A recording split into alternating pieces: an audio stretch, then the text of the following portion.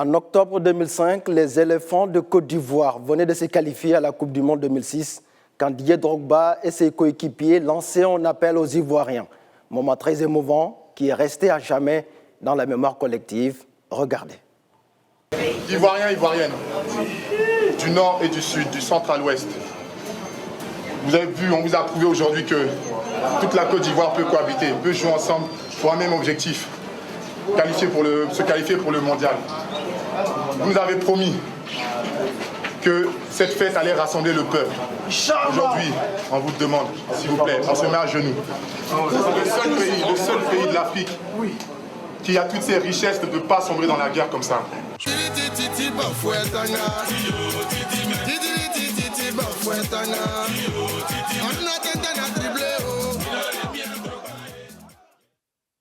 Un message de paix qui n'est pas tombé dans l'oreille d'un sourd. La suite de l'histoire, on la connaît tellement qu'elle aura été belle et passionnante.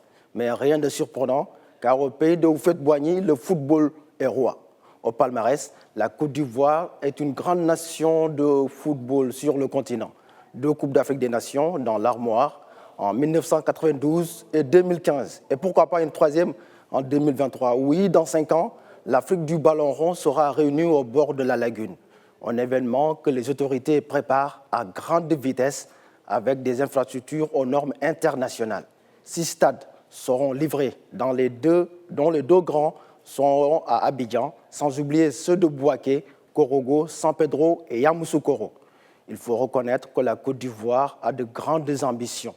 Déjà en 2017, l'État ivoirien avait lancé un vaste programme dénommé Agora. C'est un plan national de sport consistant à implanter 91 infrastructures à travers leur pays. 8 disciplines sont concernées, le football bien sûr, le basketball, le handball, l'athlétisme, le judo, la boxe, le taekwondo. Justement, ce dernier art martial connaît un succès impressionnant auprès de la jeunesse ivoirienne.